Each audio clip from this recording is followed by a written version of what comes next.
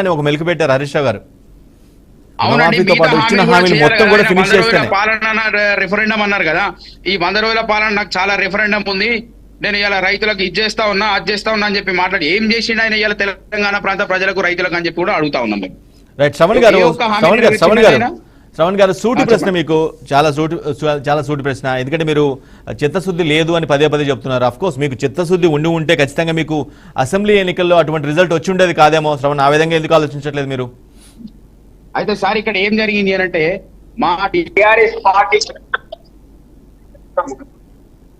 4 సార్లు ఒక ఎమ్మెల్యే విన్నారా సార్? చెప్పండి ప్లీజ్ చెప్పండి. సంబంధించినటువంటి ఎమ్మెల్యేలు అంతా కూడా 3 నుండి 4 సార్లు గెలిచినటువంటి ఎమ్మెల్యేలు. ఇవాళ ఈ కాంగ్రెస్ పార్టీ నుండి పోటీ చేసినటువంటి వాళ్ళు అంటే అప్పుడు 4 సార్లు ఓడిపోయారు కాబట్టి కూడా పాపం చాలా మంచి వాళ్ళండి. అంటే తెలంగాణ ప్రాంతంలో ఎట్లా ఉంటది అంటే ప్రజలంతా కూడా అయ్యో పోనీ పాపం అనేటువంటి ధోరణిలో ఇలా తెలంగాణ ప్రజలు ఉంటారు సార్. 3 సార్లు 4 సార్లు మా ఎమ్మెల్యేల మీద ఓడిపోయిన వాళ్ళు అయ్యో ఒక్కసారి ఇస్తాం పాపం పోనీలే అని చెప్పి అవకాశం ఇచ్చిరే తప్ప ఇలా కాంగ్రెస్ పార్టీ ఏదో ఉద్ధరిస్తుందనో రేవంత్ రెడ్డిని చూసో సోనియా గాంధీని చూసో రాహుల్ గాంధీని చూసో ప్రియాంక గాంధీని చూసి ఇక్కడ ఓట్లు వేయలేదు సార్. తెలంగాణ ప్రాంతంలో ప్రజలు పోనీ పాపం అని దయతలిస్తే ఇవాళ కాంగ్రెస్ పార్టీ అధికారంలోకి వచ్చిందనేది కూడా ఒకసారి గుర్తుపెట్టుకోవాలి.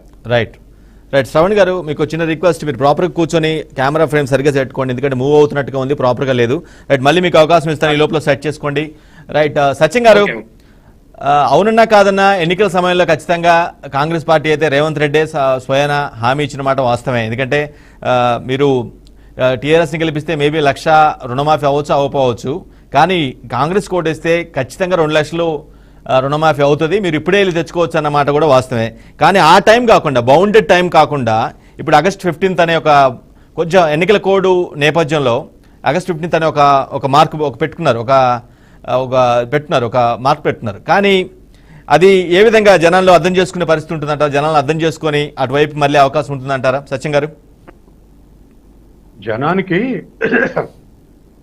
పాలిటిక్స్ వదిలిపెడితే జనం అబ్జర్వేషన్లో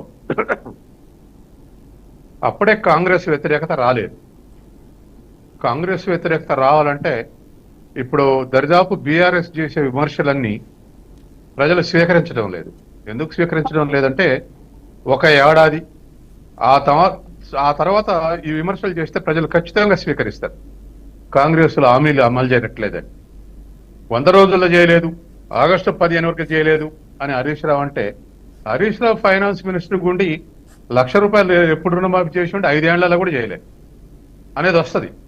కాబట్టి జనం అప్పుడే కాంగ్రెస్ వ్యతిరేకత వచ్చి కేసీఆర్ అంటున్నట్టుగా జనానికి నమ్మకం పోయింది. ఇవన్నీ రాజకీయ ఎత్తుగడలు. ఆ రాజకీయ ఎత్తుగడల్లో రేవంత్ రెడ్డి ఒకటి అంటాడు, హరీష్ రావు ఇంకోటి అంటాడు, మీ బీఆర్ఎస్ రద్దు చేసుకుంటారని రేవంత్ రెడ్డి అంటాడు, నేను ఎమ్మెల్యేకి రాజీనామా చేస్తాను హరీష్ రావు అంటాడు. ఇవన్నీ రాజకీయ ఎత్తుగడలే.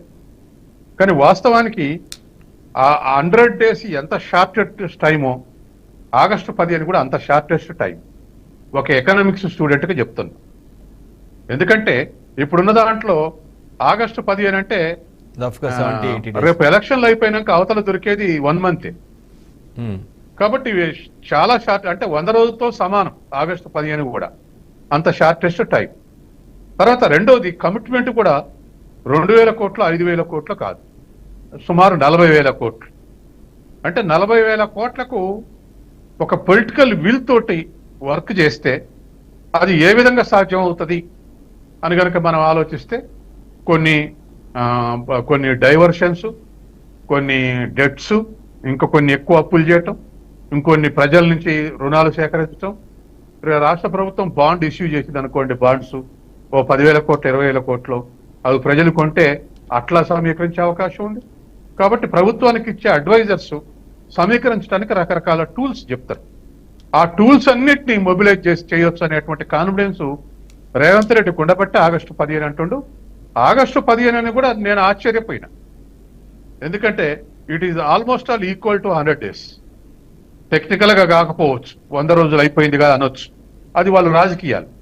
కానీ ఒక ఎకనామిక్స్గా మనం ఆలోచిస్తే మాత్రం ఇంత పెద్ద కమిట్మెంట్ ఇండియన్ గవర్నమెంట్ 2004లో రాజశేఖర రెడ్డి టైంలో మాఫీ చేసిందే మొత్తం భారతదేశానికి 1,60,000 కోట్లు. కాబట్టి ఒక రాష్ట్రాలు 40,000 కోట్లు అంటే పెద్ద బర్డన్. అందుకని ఇది పొలిటికల్ విల్ తోటి ఈ ఛాలెంజ్ చేస్తున్నాను. కానీ సచిన్ గారు కాబట్టి ఫస్ట్ 90 రోజుల్లో చేయలేని వ్యక్తి అంటే యాజ్ ప్రామిస్డ్ ప్రకారం చేయలేని వ్యక్తి ఇప్పుడు ఎన్నికల సమయంలో ఇట్లా ఆగస్టు 15 అని ఒక మార్క్ పెట్టుకొని చేస్తున్నాడు అంటే కొంత ఎన్నికల కోసం చేస్తున్నారనేది జనంగా బలంగా బీఆర్ఎస్ చెప్తున్న వాదన. ఇది కొంచెం జనం నమ్మే అవకాశం కూడా ఉందేమో. కొంత ఎక్స్పెక్ట్ చేయొచ్చు. అంటే ఇప్పుడు ఒకటే ఈ గ్రేడింగ్ డిఫరెంట్. అంటే 4 ఏళ్లప్పుడు ప్రజల అసంతృప్తి వేరు, 4 ఏళ్లప్పుడు ప్రజల అసంతృప్తి వేరు. 4 ఏళ్ల తర్వాత ఇట్లనే రేవంత్ రెడ్డి అని ఉంటే 199 మంది నంబర్ ఈయన ఎలక్షన్ల కోసం అంటుండే అనుకుంటారు. 4 నెలలు అయింది కాబట్టి కొద్ది మంది అనుకునే అవకాశం ఉంది. ఎలక్షన్ల కోసం అంటుండని కొద్ది మంది అనుకునే అవకాశం, ఆ డిఫరెన్స్ ఉంది గ్రేడింగ్. ఎందుకంటే ప్రజలు అకస్మాత్తుగా తిరుగుబాటు చేయరు. వాళ్ళు ఉడికి వాళ్ళ మనం బీఆర్ఎస్ ని ప్రజలు ఓడిస్తారని ఎవరు ఎక్స్పెక్ట్ చేయలేదు. 100 కూడా చేయలేదు. ఒక 15 రోజుల ముందు అనుకున్నారు ఓడిపోబోతుందని. కాబట్టి ఇగో ఈ విధమైనటువంటి మనం పొలిటికల్ సిచ్యువేషన్ ఆలోచిస్తే ఇప్పుడు మనం నీళ్లు ఎప్పుడు బాయిల్డ్ అవుతాయి అంటే 20 నిమిషాలు కాగబెట్టే కాంతి 21 నిమిషాలు బాయిల్డ్ అవుతాయి. అట్టే ప్రజల అసంతృప్తి కూడా ఆ పేస్కు చేరుకున్న తర్వాత అవుతారు. అందుకని ఇప్పుడు 4 నెలలకే ఇది అంటున్నారు కాబట్టి 100% అనుకునే అవకాశం లేదు. కానీ మీరు అన్నట్టు కూడా కొంతమంది అనుకునే అవకాశం ఉంది.